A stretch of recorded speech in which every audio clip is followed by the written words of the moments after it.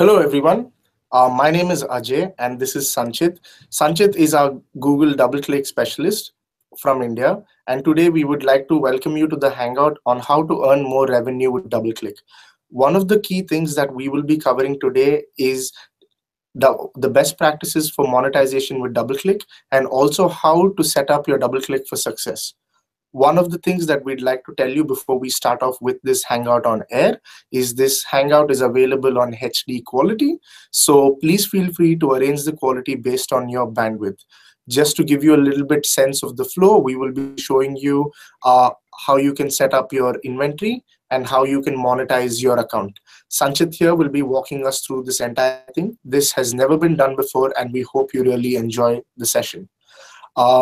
At the end of the session, we will be answering all the questions that you guys have sent us. So feel free to keep updating the doc with the questions, and we will try to answer as many questions as possible. Thank you.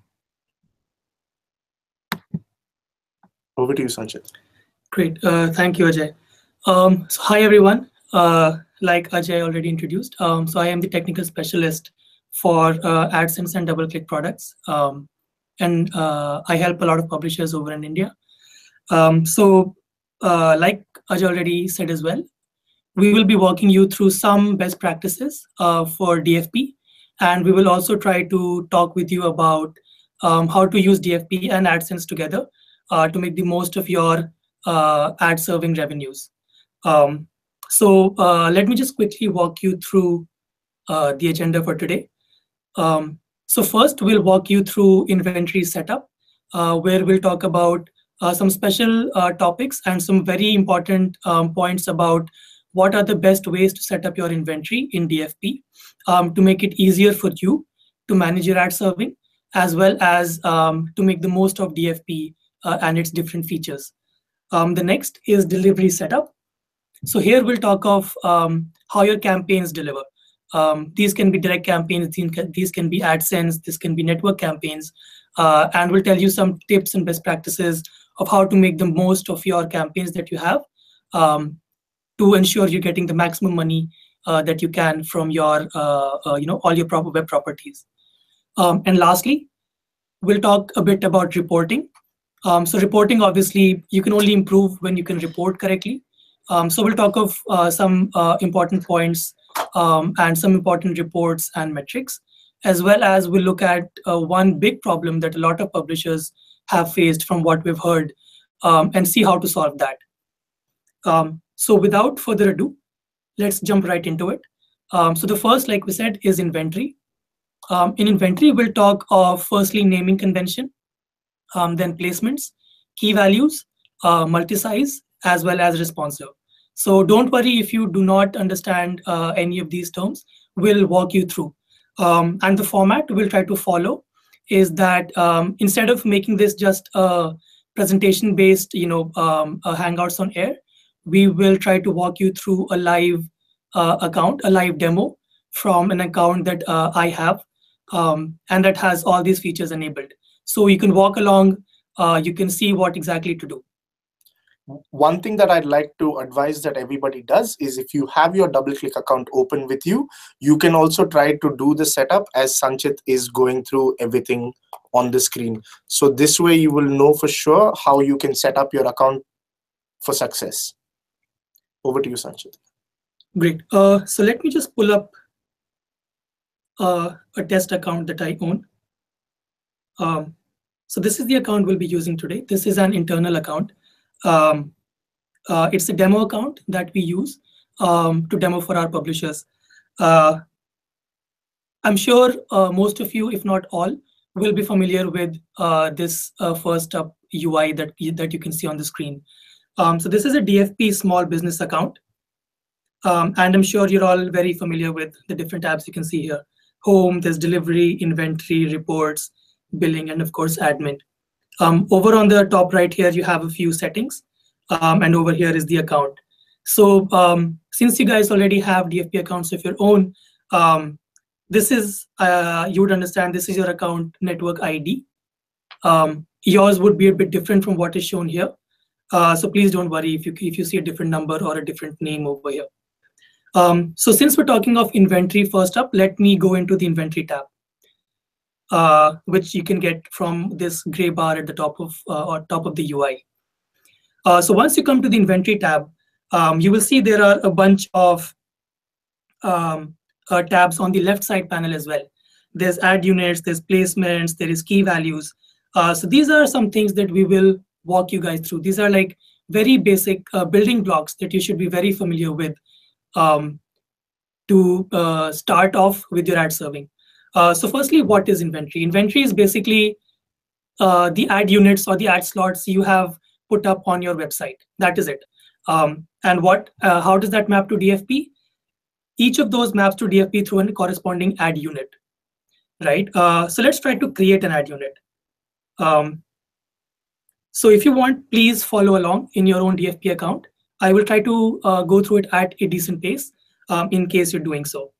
So when you create a new ad unit, you will see there are fields like code, name, description, size, and then there is a placement window at the bottom. Let's go through the important ones one by one. So say I want to create a test ad unit. I will give it a name in the code area, right? So that is automatically copied to the name field. So don't worry about that. The next big important field here is the size. So let us say we want a 300 cross 250 medium rectangle ad slot. So that is where we choose the size of this ad slot as well.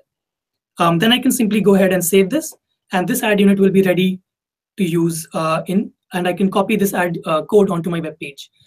There are two really big points I want to talk to you guys about. The first is the name, right? So say you've got a website which has multiple sections, right? Say you're an online portal and you've got different sections like news, sports, lifestyle, health, travel, right? So each of these sections will have its own corresponding ad units, one and most probably more. So each page might have more than one ad unit. Each section would have more than one page. So as you can understand, very quickly you will have a good number of ad units that you will want to work with. So what is the thing that you can recognize the ad unit from? What is its name? So the name is obviously a very important factor that you should use to differentiate ad units from each other. So you should have a naming convention, basically. So instead of giving names like ad unit 1, ad unit 2, ad unit 3, because those really don't tell you anything at all. And you have to remember, like you have to make a mind mapping. So how to make that easier? You should use a consistent naming convention. So for example, like say we're working with the website which has a few sections: news, travel, sports, and health, right? So the naming convention I would suggest that you use is you first put up the site name. So let's say this is my site, right? Use an underscore and then put the subcategory or the section name. So say we're talking of health. So my site underscore health, right? Then you can probably share the location of your ad unit, whether it is ATF or whether it is BTF, so above the fold or below the fold. So say we're talking of an ATF ad unit, right? So we've got all that info in the name till now. Then what is the big factor for the ad unit? That is the size, right? So say you've got a 300 cross 250 ad unit on the ATF of your health section. This is what I would recommend as a good code and naming convention for that slot. So just go through it again. So we've got my site underscore health, which is the section, underscore ATF. So I know it's above the fold. And then I've got the size, right? So if just by looking at this name of that ad unit, I know exactly which ad unit I'm talking about, right? So when does this really help you? This will really help you when you are targeting the ad unit, when you're setting up your campaigns. This will help you when you are pulling out reports for that ad unit. This will even help you when you're selling your inventory for direct campaigns, because then you can go to an advertiser and tell them that this is my ad unit, and he'll also know exactly where your ad unit is, right? So if you go and tell him the ad unit is my site underscore health underscore ATF underscore 300 cross 250, the advertiser knows exactly what ad unit you're selling to him, right? So naming convention, very basic, but very, very important to start off with. Great. So the next big thing, once you've got a good number of ad units, right? So like we talked, you've got multiple sections. Each page will have multiple ad units. What you can do is, what you will actually see is very quickly, you will run into a situation where you have maybe tens or maybe even hundreds of ad units. And these can get very difficult to handle because they're scaling very fast. So what can you do? You can create a placement out of these ad units. Let me just save this. So I've saved that ad unit and then a placement. What is a placement? A placement is basically a logical grouping of similar ad units. What does that mean? So say we're working with those 5 sections again, right? And each of these sections will have a 300 cross 250 medium rectangle banner on the ATF, right? So what is a common property? The common property is the size, 300 cross 250. So what can I do? I can create a logical grouping of all these ad units. I can say, so I can group them by size. So how would I do that? I would create a new placement.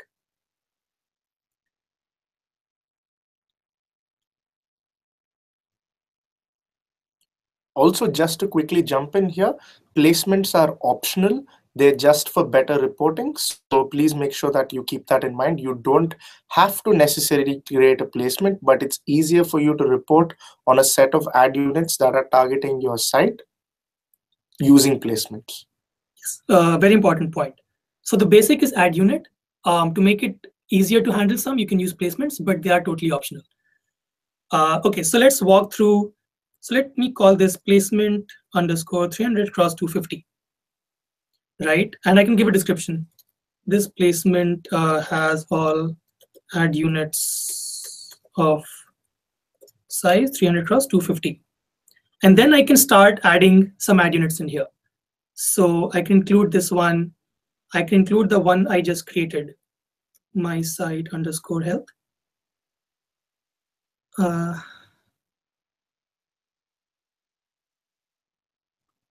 Can't see it right now.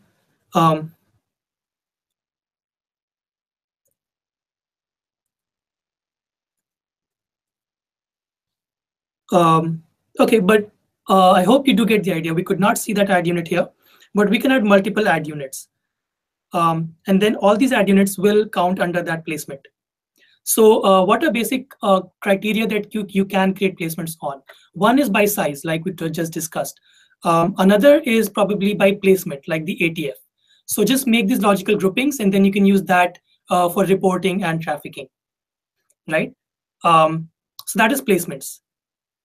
The next topic we want to talk about is key values. What is a key value, and when and why would you use it? So a key value is basically a pair, a key, and a value. So this is used for customized targeting. So say you have data about or you want to target specific ads only to males, like based on gender, males or females, right? And say, or you want to target specifically by some kind of interest, if you've got that information, right? So say you've got information about people interested in finance versus sports. You know that this is a finance user, and a banking ad might be really useful to him as compared to a sports user, where you might find an ad for sports equipment more useful. So you can pass those values as well with the ad request. Key values integrate seamlessly into trafficking and targeting in DFP. So you can very easily create a key value pair from like the screen we're showing. So you can just do, say my key is interest, right? Sorry. Based on interest. And then I can add corresponding values to it. So I can add finance, sports, health, technology, right? So I can apply. And these, so for this key, I can have 4 different values by which I can further specifically target my users. And based on this targeting, I can use that to get higher CPMs from my direct sales as well. So that is why you would use key values. I just showed you how to create a key value pair. And then it's very easy to add these into your targeting. Key values, there's a small amount of work that you need to do outside of DFP as well to use key values. And this is when you add that targeting onto your actual ad code. So when you're implementing your ad code onto your web page, you would have to add for that particular ad unit, you would add a call called set targeting. So you would set the targeting for interest to be health. So this is actually, we will be sharing across slides with you after this presentation, where we will be sharing with you an example of how to do what the changes are for when you're using key values in your ad code. But again, why do you use them? To make targeting much more specific over and above what DFP already provides you. So DFP already gives you targeting criteria like geography, device, and whatnot. If you want something in addition to that, you use key values. It's very easy to set up for targeting in your line items and campaigns. And there's a small amount of work included when you have to implement your ad code on your page. Also, just to add over there, for most of your direct campaigns, if you want to target by demo and gender and a particular interest group, key values can be very useful because key values will help you target the right audience for your direct sales. And this will make sure that you're serving the right impressions to the right audience that your buyers want to reach out to. So we will definitely share the slide where we have the key value examples, and you can take a look at that and you can copy over the key values from the slides. Yeah. Perfect. So with that, let me walk back to our ad unit that we had. I don't think I saved it. Let me create a new one then. So the next thing we want to talk about is multi-size. So a lot of times, some of you might have wondered that does an ad unit have to have only one size, or can it have multi-sizes, multiple sizes? In what kind of a scenario might you need to use that? So let's walk through an example. Say you have your ATF slot on the right-hand side of your page, and you want to have a 300x600 banner, right? So at most times you expect to have a big tower 300x600 size banner over there. But at some times that slot might not have enough campaigns or demand for a 300x600, but it still might have demand for 300x250. So that particular ad slot, that inventory can have two possible sizes, right? So that is the concept of multi-size. We want to enable you to make use of that scenario fully as well. So again, how would you just do that?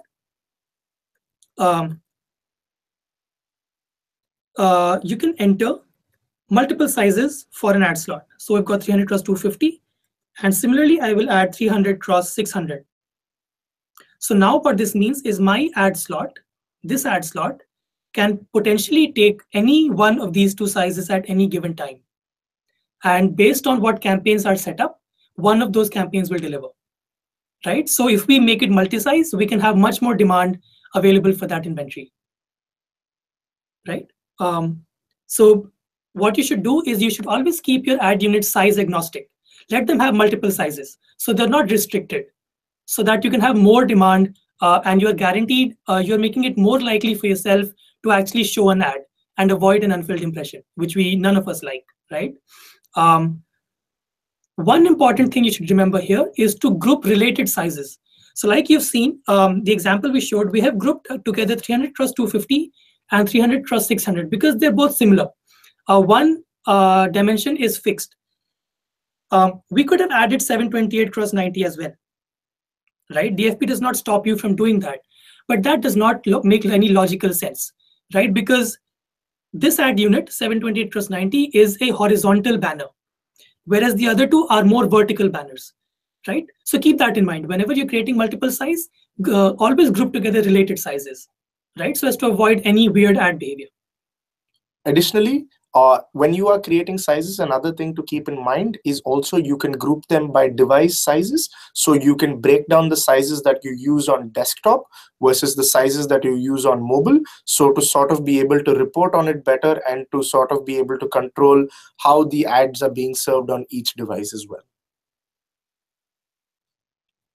Great. The next important thing we wanted to walk you guys through is responsive ad units. So I'm sure a lot of you use responsive web pages, right? It's everybody is using multiple device factors, be it the desktop, be it mobiles, smartphones, or be it tablets. And publishers are increasingly moving to responsive web pages where they just code once and this page adapts itself to the actual device it is showing on, right? So we took that a step further. If your page can be responsive, why should your ad units not be responsive, right? So all you do is you code your ad units once, you define the appropriate size mapping, and then this this page and your ad slots will render according to the actual device they finally render on. So say there's a 728x90 slot at the top of your page, right? The masthead. So that is a desktop friendly ad slot size. It doesn't really show well on a smartphone. A slot that does show well on a smartphone is a 320x50. So either you would create different pages for desktop versus mobile, right? But a responsive ad unit allows you to create just one ad unit and give it two possible sizes. If it is showing on desktop, then it can take a 720x90 size. But if the page is rendering on a smartphone, then it is better that that ad unit show as a 320x50. So what you do, the way to do this is you simply define a size mapping. So you define that if the browser size is this much, I can show these sizes of ad units. So like if it is a desktop size browser, I will show a 728x90. But if it is a smartphone size browser, I will show a 320x50, right? So you first define that size mapping. And then what you do is you attach this size mapping to your ad code. So that is all you have to do.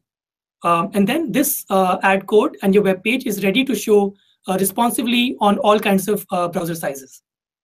So what we will do is in the slides we share out, we will share with you guys some really good best practices and even a sample demo of ad sizes and browser sizes that you can map together. That will be a sample.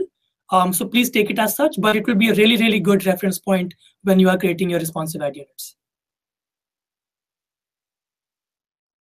Great. Yeah. Cool. So that is all that we had for the inventory part of the presentation. Next, we'll move to delivery. And what do we want to talk to you about in delivery? So again, delivery is all controlled by this delivery tab. This is where all your campaigns reside, everything, like be it a direct campaign, be it networks, be it AdSense, whatever it is. So this is where you look for delivery. In delivery, we'll talk to you guys about some line item types and really important points you should always keep in mind when creating those line items. Next, we'll talk of like direct sales and ad networks and which line item types to use for each. Then we'll talk to you about some important factors like frequency capping and passbacks, which are basically ways to improve your ad serving experience, to get the best ad in front of the user, as well as to make the most of each ad request so as to reduce your unfilled impressions again. Great, so let's dive directly into it.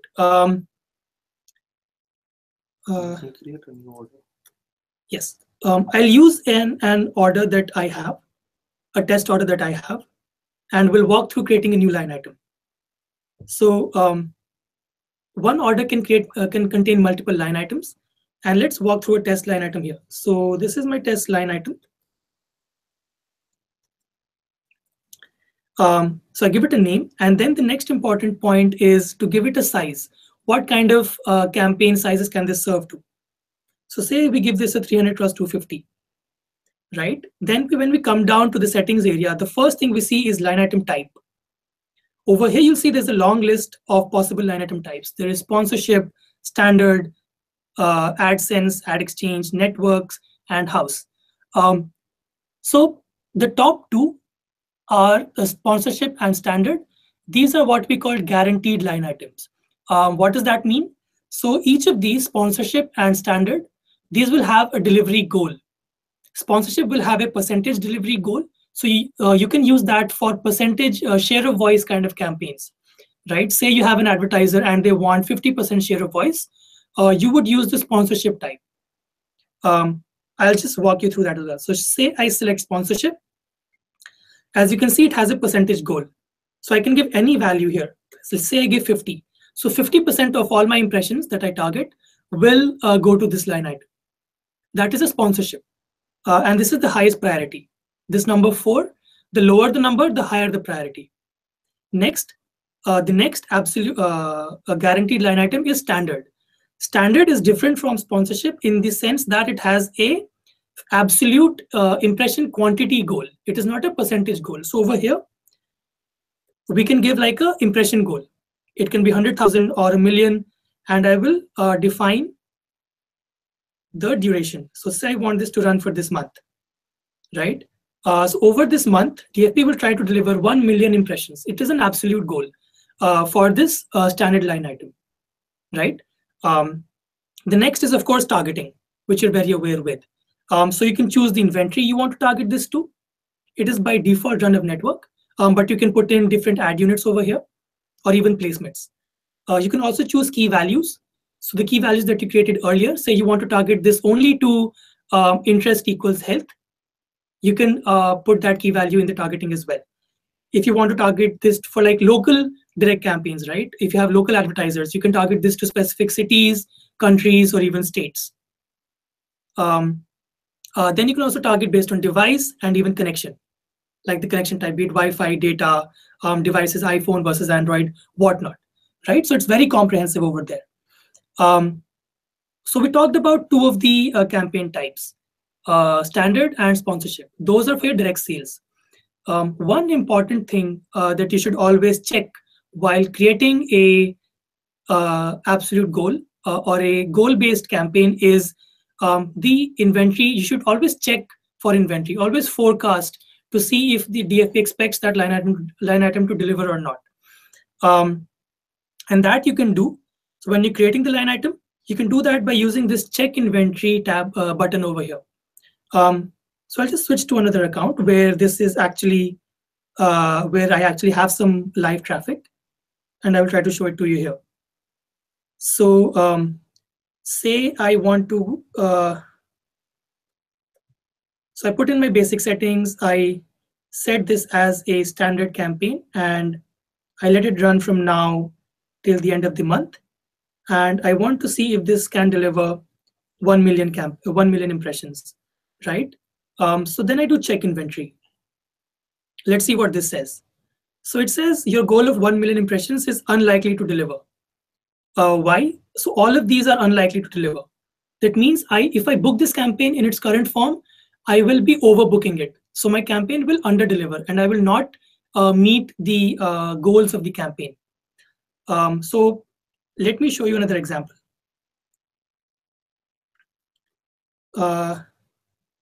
Yeah. Now, so I changed the targeting a bit, and now let me check inventory. So now it says my goal of 1 million impressions is likely to deliver. And we can see that over here, 1 million impressions are green. That means they're likely. And there are actually 4.5 million additional remaining unreserved impressions that I could actually still make use of. So forecasting is actually based on real-time reporting. It uses historical data from your traffic. So it is not guesswork. It is actual algorithms and intelligence running in the background, trying to figure out traffic patterns and expected traffic from your website. So this is one very important thing you should always use while setting up a goal-based sponsorship or especially standard campaigns, right?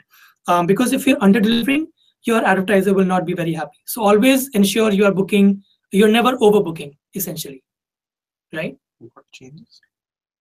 Okay, so let me, let's just to make this a bit more clearer, let me add, so I've basically not added, and if I go for very specific targeting, say I put this as geography only India.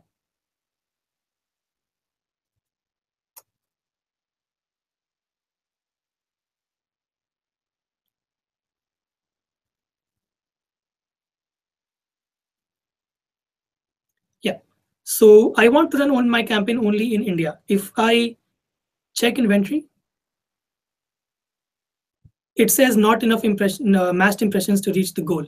So there's no traffic coming from that particular targeting. But say I remove this now, right? And then I check inventory. So I'm opening up the targeting. I'm opening up my campaign to a wider audience. Then it says that my impressions are likely to deliver, right? So that is why if say I had not done this check and I had just set up this campaign, at the end of the month, I would see that it is not delivered. That is not the situation I want to be in at the end of the month. I want to check that before I set up my campaign and put it live, right? So I can make appropriate changes to the targeting before it goes live so that it reaches its goal, the campaign's goal.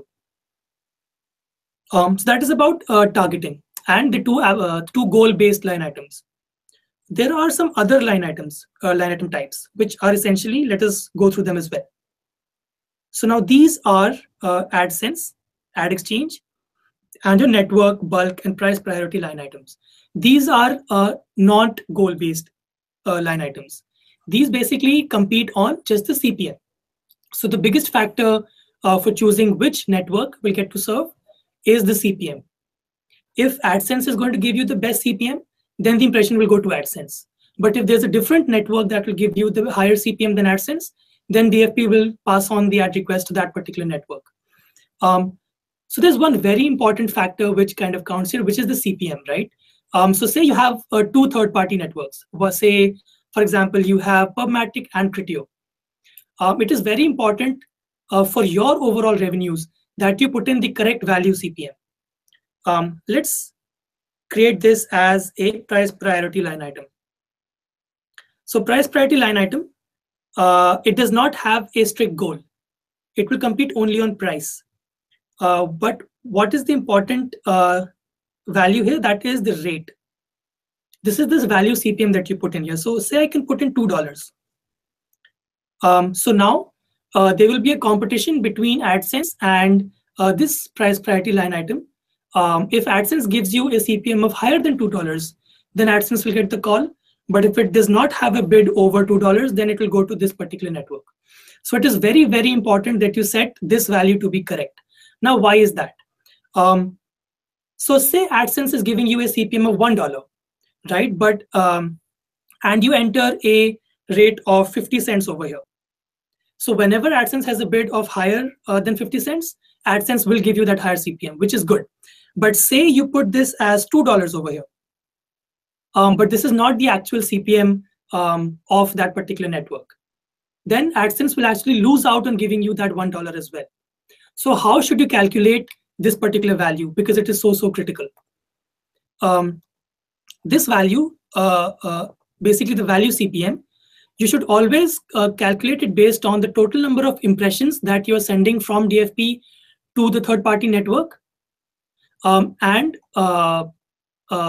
take that as a percentage, how many actual impressions that network is filling. So say you send across 2 million impressions to that third-party network, but it fills only 1 million impressions. So the coverage for that network is only 50%. So even if they have kind of assured you of a CPM of $2, you are not getting an actual CPM of $2. You are getting a CPM of 1 million divided by 2 million into 2, which is $1. So the $1 is the actual CPM that you should put in here, right? That is very, very important. Please don't worry if you, we will be sending across the exact formula to calculate the value CPM in this slide deck that we share with you. But what I want to impress upon you guys now is how important it is to set and correctly set the value CPM. Because the third-party network, it is only giving you a fraction of the revenue, which corresponds to a CPM, overall CPM of $1 and not $2. So it is on your responsibility to make sure that the value CPM you set here is the correct CPM that gives you the best revenues overall from AdSense as well as that third party, right? So that is the importance of value CPM. Great. So we've walked through the different line item types. We've walked through how to set up an ad network as a line item. And the most important thing there being the value CPM. So you can essentially use the rate and value CPM interchangeably. Always put your the calculation that we shared just now.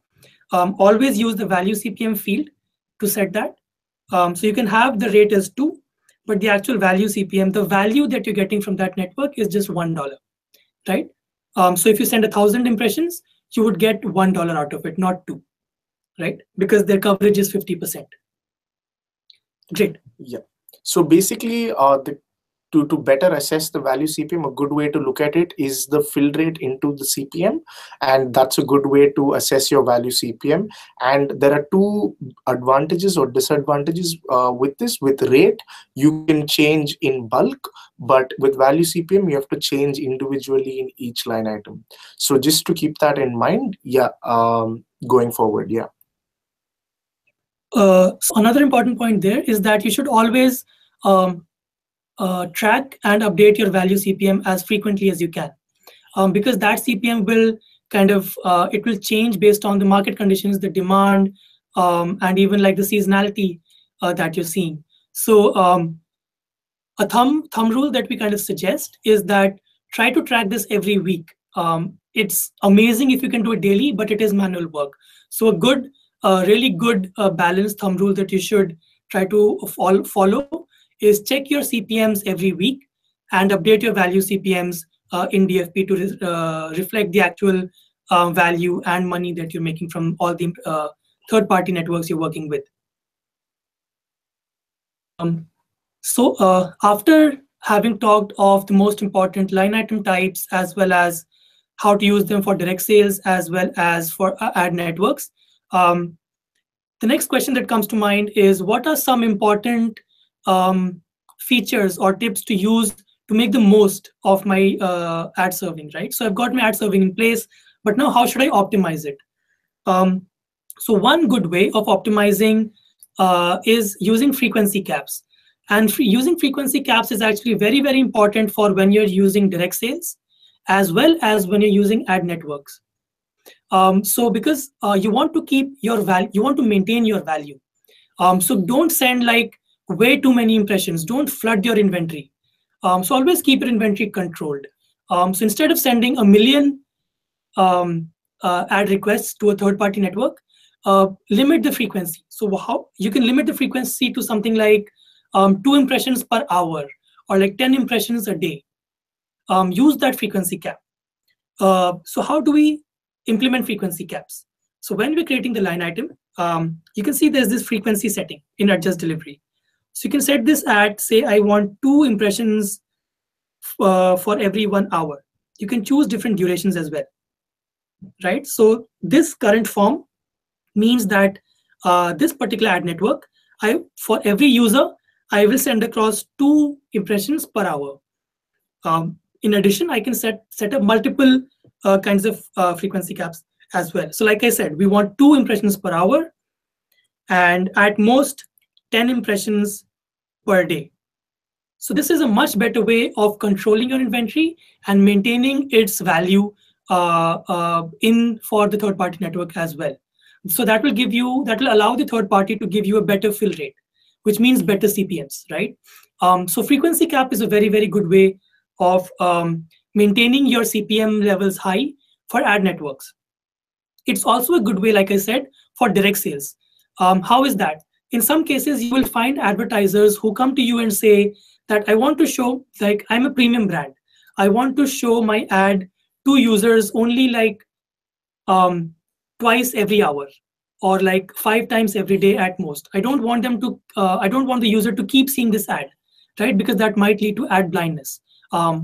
So again, even for direct campaigns, you can set up these frequency caps, right?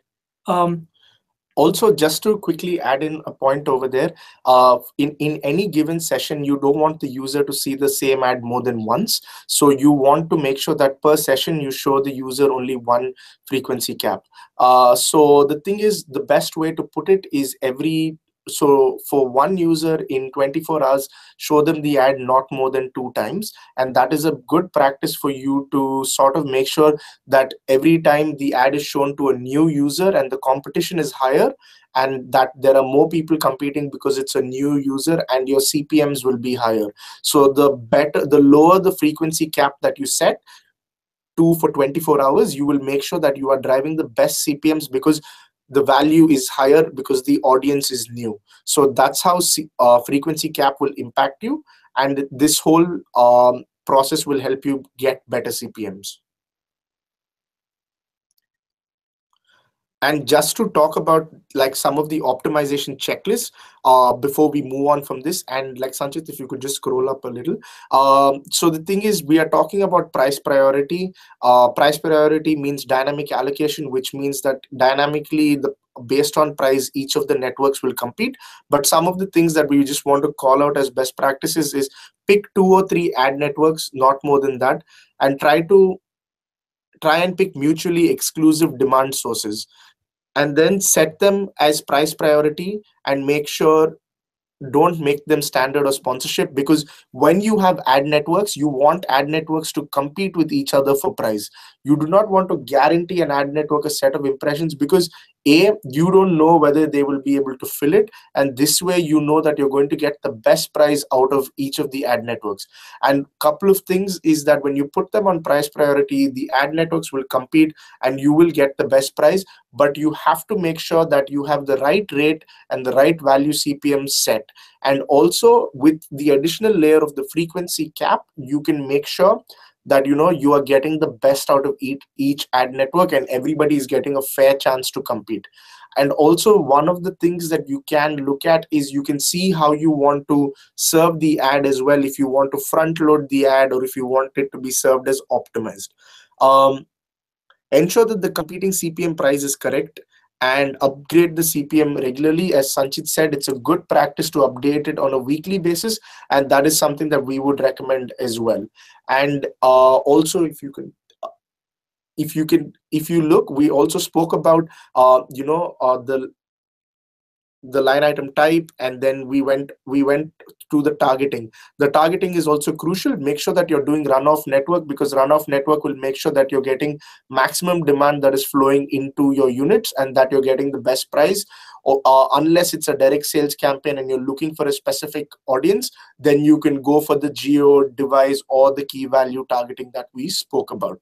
So, and as you can see, the ad units from your AdSense will automatically reflect in your DFP, which means that if you create them in AdSense, automatically they will all be in DFP, all the standard ad units from AdSense.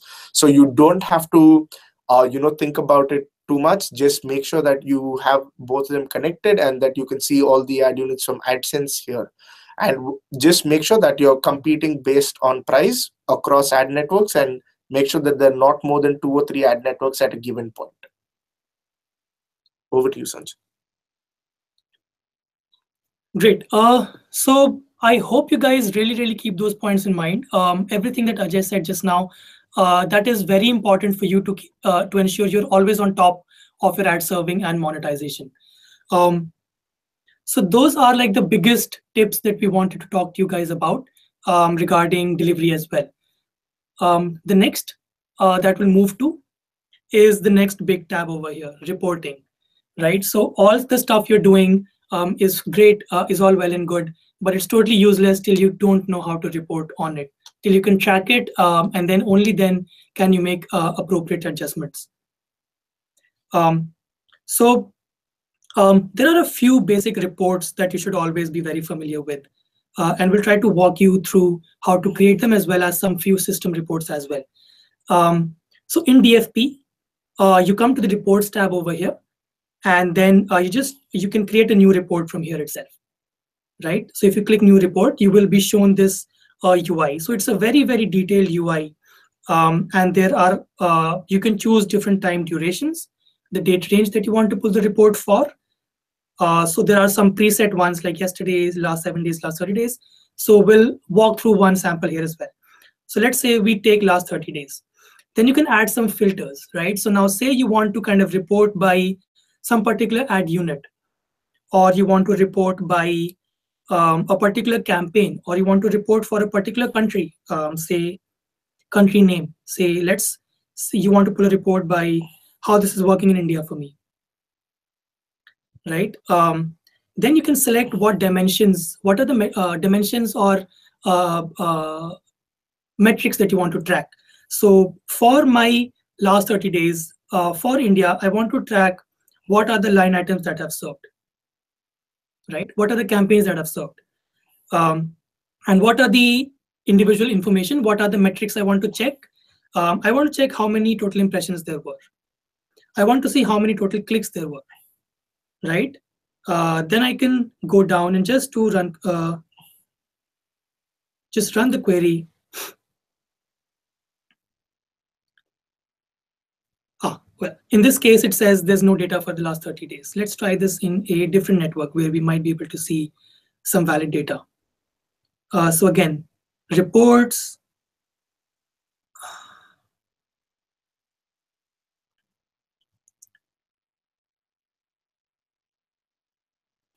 Also, one thing to keep in mind while Sanchit is just putting together the reports is that reporting is very important for you to assess how your line items have performed. So basically, you guys are the ones who are setting up your account. So you will know how you want to break down this report.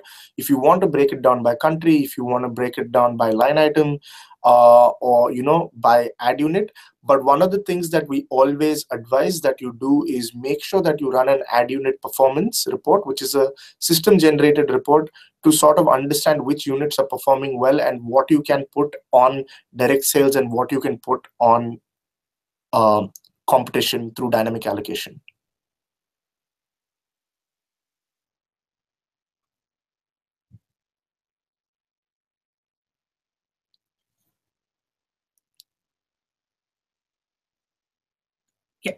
So here we have basically a sample report for the last 30 days for all the line items that are all the campaigns that have been serving in India. So this is how you can create customized reports for all your reporting needs, be it campaign-wise, ad unit-wise, geography-wise, or anything else you might need. The next one we want to show you guys is a system query, which is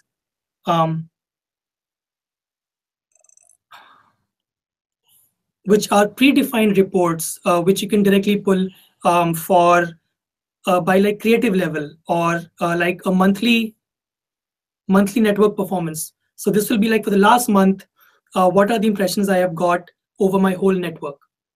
Then there is like the monthly ad unit report that Ajay just mentioned. This is for, you're pulling a report for the last month, and you want to check how each individual ad unit is performing, how many impressions it has got, how many clicks it has got. Similarly, you can do a device and browser report. So these are reports which are ready to pull. Like say I want to do monthly ad unit, I can just click it. Everything is already set up in the report. All you have to do, so you can see there is already some, the date range is already specified. There are filters and dimensions already in place. Then even the metrics have been selected already. All you have to do is go down and do save and run. Yes, please, you have to make sure that you name the query. Yes. And one of the things is just make sure that you keep the naming of the query consistent so that you can sort of run it repeatedly. And also with system query, you can edit fields that you want to see specifically as well. So you don't necessarily have to, this thing. So it's so easy to run. This report, again, does not have much data that we can show you to make it a bit more useful. But this is a test account, so it's expected that the reports don't have data because we are not actually serving the ads on this. Great. So basically, we've tried to show you how to create custom queries, how to even use the system-defined queries. This was a quick intro of how to report. The next thing that we want to really talk about in reporting is the big question that is on everybody's mind. So if you've all been running your ad serving for a month or a couple of months, you will start seeing a lot of unfilled impressions. Unfilled impressions are basically wasted impressions. They are inventory where you asked for an ad, but you did not get anything to show. You had to show it as blank. So you kind of wasted that opportunity. It's always a waste of time, effort, and especially money, right?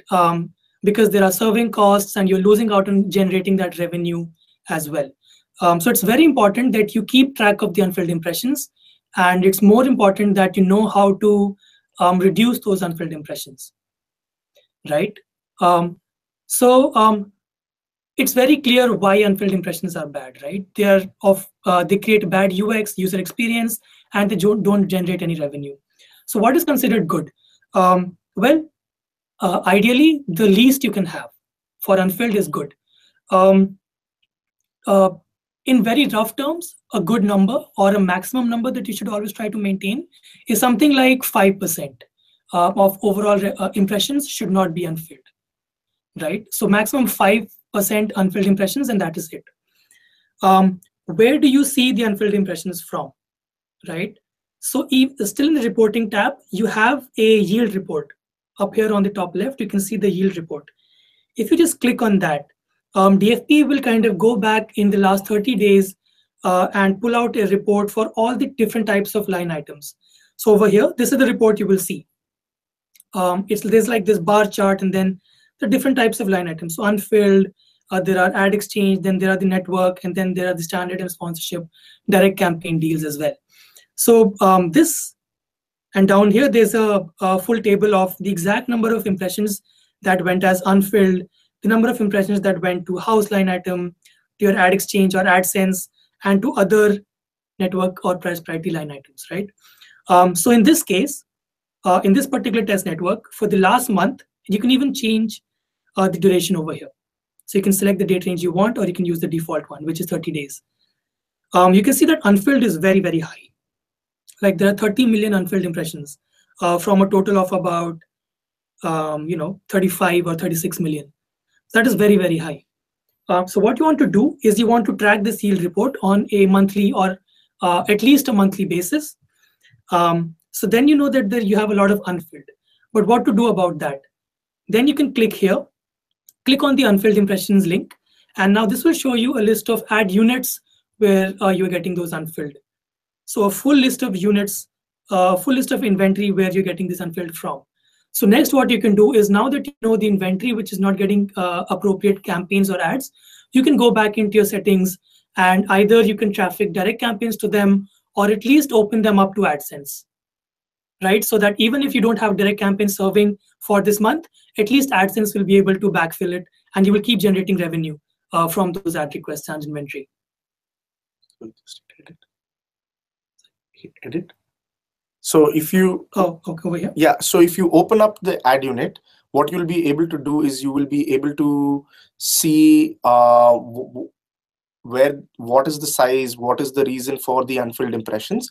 So what you can do is you can open up the tab, and then in the bottom you will be able to see. So it says, if you scroll down, you are able to see that that these are the sizes, and that is the reason why there is unfilled impressions.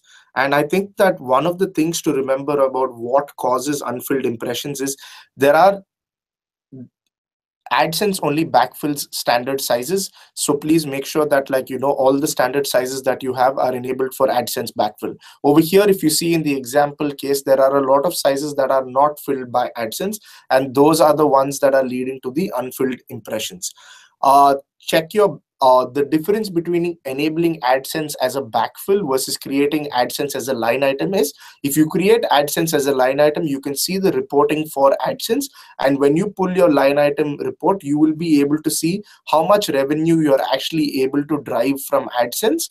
But if you do it just as a backfill, you will not know how much revenue you're able to get from AdSense, because you can't report on backfilling.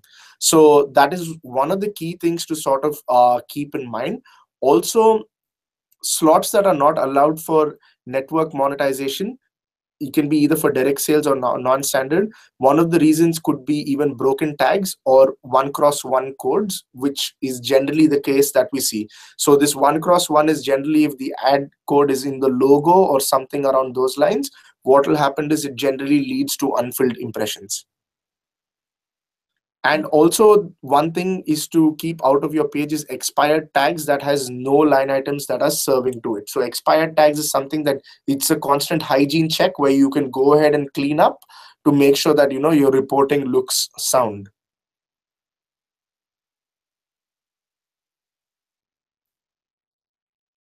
Yeah. So the thing is, what we're going to do right now is we just want to reiterate that we will send you a deck where we have screenshots of everything that we've spoken about today: how to set up key values, how to create line items, how to traffic line items, how to create your ad units, every single thing. You can always refer back to this video when you are setting up your DoubleClick account going forward. If you have any questions that we have not covered, please feel free to fill out the form and we will get back to you with specific information. So we are going to quickly just take some time to answer the Q&A right now. And there have been a lot of questions, and we want to make sure that we address every single question. And a couple of things that we want to first address is how to use sync versus async GPT on the same page. Great. So let me take that. The question again, for everyone's benefit, is we're talking of GPT tags and how to use sync versus async tags. So sync is basically you are allowing for the ad to load. The page will get blocked when you're using synchronous tags for the ad to load, and only then will the content load. So we recommend that you use asynchronous tags because they can allow the ads to render in parallel. So the actual ad loading and content loading is not blocked. So it allows for a much better user experience if you're using async tags.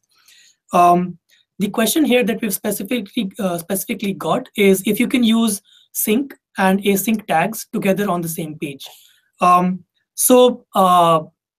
Due to technological reasons, you cannot use sync and async tags together on the same page because if you do, even the async tags will behave just like synchronous tags. So there's no benefit that you derive out of it.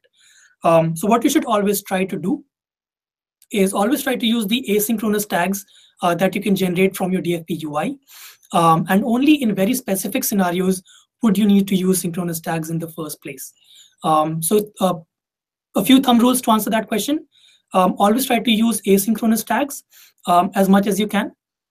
And sync and async don't go together on the same page. So a page can either have all synchronous tags or all asynchronous tags, but different pages on your website or section can have one of these two categories. So we hope that answers that question. Yeah.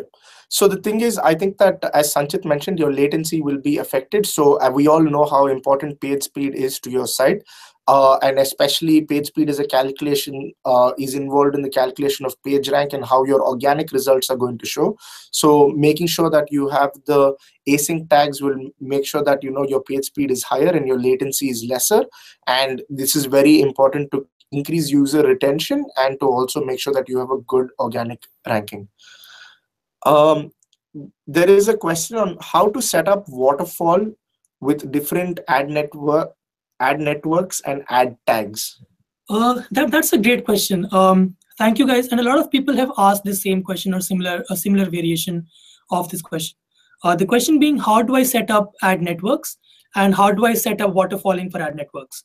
So I'd like to refer back to what we talked of in the delivery section, where we showed how to... So we're just going to quickly jump back into the interface to show you on the delivery section how you can do this. So you guys can go ahead and take a look on exactly how this works. So again, Sanchit is going into an order. We are at the point where he's going to open the line item, create a new line item.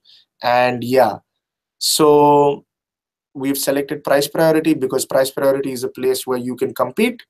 And yeah, so the most important thing is to use the price priority line item type to set up your ad networks.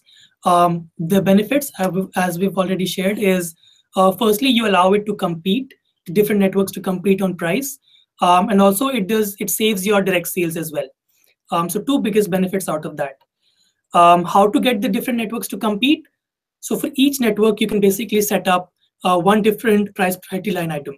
So your essential setup will be you've got one AdSense line item for all your inventory. For say PubMatic, you've got one line item set as price priority with a corresponding and correct value CPM of say $1. So this will handle for PubMatic. You can go ahead save this, and similarly, you will have another line item set as price priority for your maybe third network if you have one. Say it is Criteo. So that is how you would set up three networks to compete against each other, and only the one which is giving you the best CPM that will be able to win. Can we also show them where we add PubMatic and Criteo? Sure. Okay. Great point. So once we have set up our inventory, say I want this only to serve for the inventory coming from India because I don't have sufficient direct sales over there. I have set up my frequency cap at 2 impressions per hour per user, like we shared. Those are monetization best practices. I can then save this. Oh, I didn't give a name. Test line item. Let me give a size. And if I save this,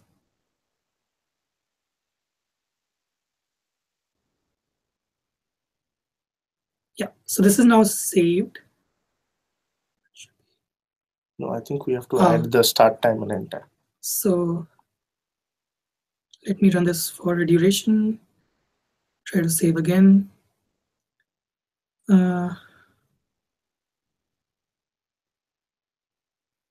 Okay. So that's also an important point, to make sure that the limit is none, because it will not allow you to save it otherwise.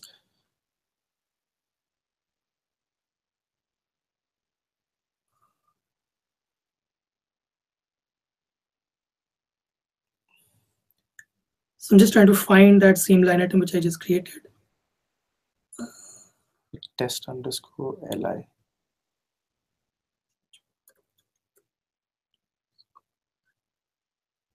Yep, there it is.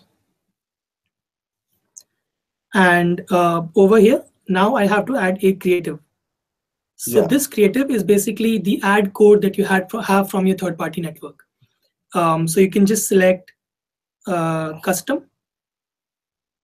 And over here, you can add that ad code. So this is basically a text box where you can add HTML and JavaScript. So the exact ad code that you have from your third party, you can enter here and then just do save. Yeah. So basically, this is where you put the ad code from your third-party networks, and that's how you traffic third-party networks into a price priority line item. And that's what will make sure that AdSense is competing or AdSense is not competing and things like that. Anyway, moving on, in the interest of time, I'm just going to jump to the next question. How can you learn more about DoubleClick? I'd like to say by watching this video again and going through the deck that we send you. But everything aside, we have a great resource called Publisher University. We have the link to Publisher University on the deck as well. Highly recommended that you guys go through Publisher University. And it has a lot of great videos, a lot of great content that you can sort of consume to make sure that you are getting, you can improve your monetization. I think the one last question is that we have is about passback tags. So I think that this is something that Sanchit, you can cover about why we have passback tags and what is the benefit of passback tags. Great. So let me just jump into the slide here. When do you use passback tags? You use passback tags basically when you've gone to a third-party network and you want to backfill that third-party network using your DFP setup. So say you've served your creative when ad exchange or AdSense is not giving you the best CPM, the call will have gone to Criteo or PubMatic or whichever third-party network you might be using. In some cases, your network will give you the fill and the ad is shown. So all is well and good. But in some cases, that network might not fill, right? Because the coverage is not 100%. So then no ad is shown. that is when you use passbacks. So what you can do is you can, in the cases when Criteo or that ad network does not have an ad to serve, you can pass this request back to DFP and try to run another auction to get an ad even in this case, to save your unfilled impression overall, right? So that you can still monetize it. So what will happen in that case is DFP figures out that Criteo is the best network to serve based on CPM.